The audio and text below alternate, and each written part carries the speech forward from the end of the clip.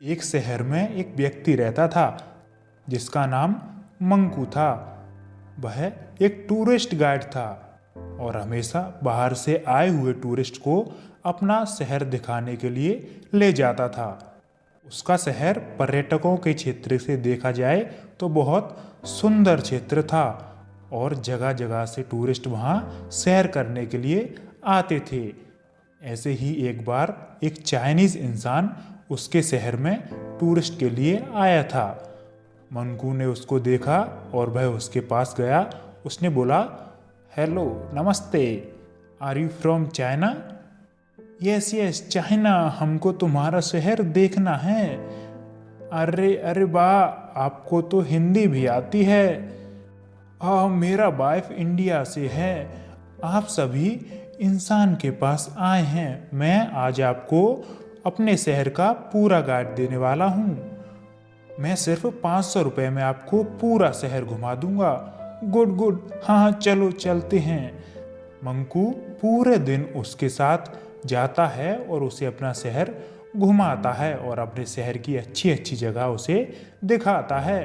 वह चाइनीज आदमी 2 दिन के लिए अब उसके शहर आया होता है और 2 दिन लगातार मंकू उसे अपने शहर की लगातार पुरातात्विक जगहों पर घुमाता है।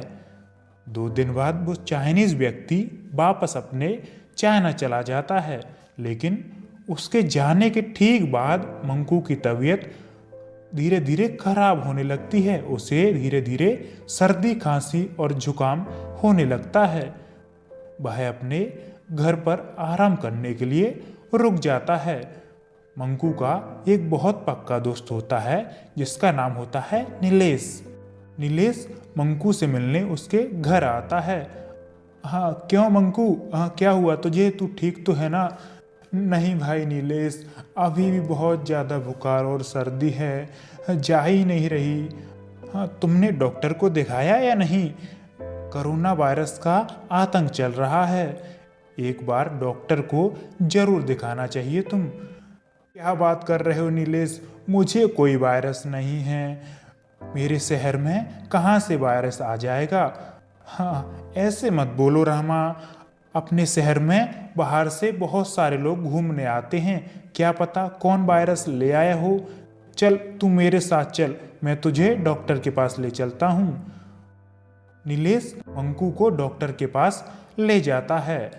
डॉक्टर मंकू की टेस्ट लेता है तो उसे पता चलता है कि मंकू को कोरोना वायरस हो गया है। जब वह अपने घर पर आकर अपने परिवार को यह बात बताता है तो उसके चाचा चाची उसे बहुत डांटते हैं और चाची तो उसे अपने घर में रखने को तैयार ही नहीं होती हैं। मंकू बेचारा अनाथ होता है और उसके माँ बाप नहीं होते हैं, इसीलिए उसके चाचा चाची के अलावा कोई भी नहीं होता। लेकिन अब मंकू को जब कोरोना हो जाता है तो उसके चाचा चाची उसे अपने घर पर रखने के लिए बिल्कुल भी तैयार नहीं होते। मंकू उनसे कहता है, चाचा जी, चाची जी, मैं इस समय कहाँ जाऊँगा? मेरा तो आपके अलावा कोई है ही नहीं।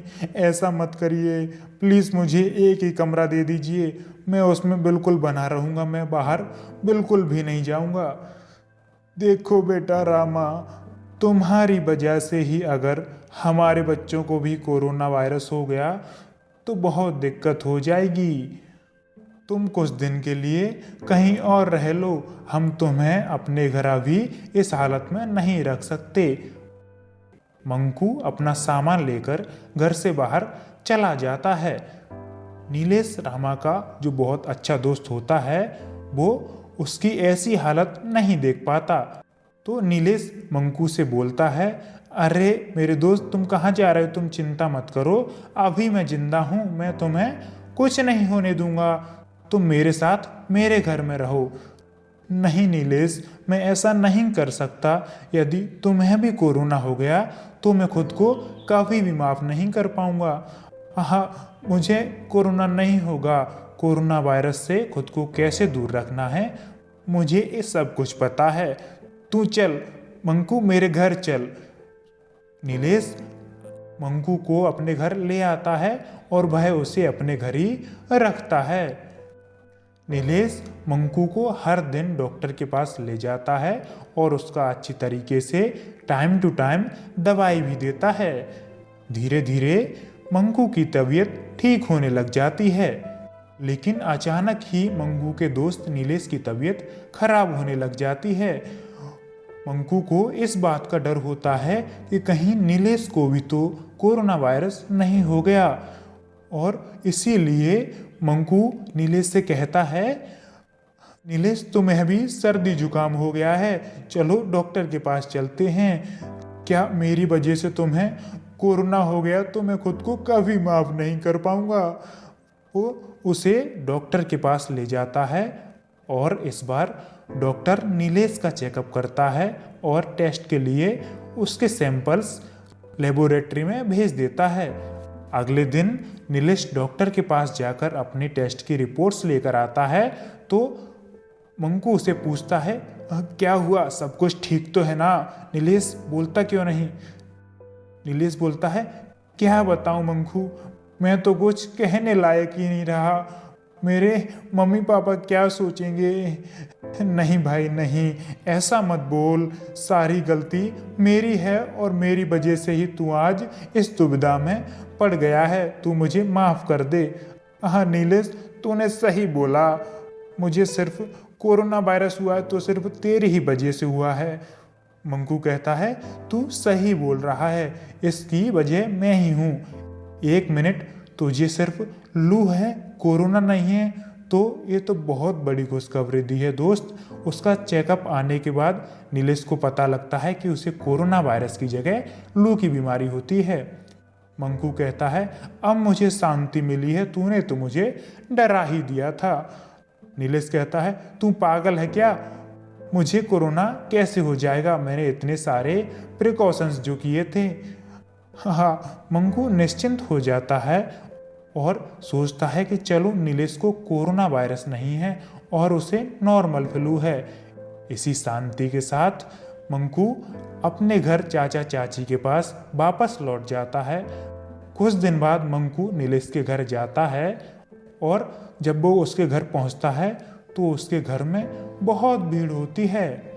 फिर वह आस पड़ोस के लोगों से पूछता है कि हाँ इतनी भीड़ क्यों लगी है। पड़ोसी मंकू को बताते हैं कि अरे यहाँ दोस्त रहता था जिसका नाम नीलेश था, उसको कोरोना हो गया था, कोरोना के चलते वह मर गया।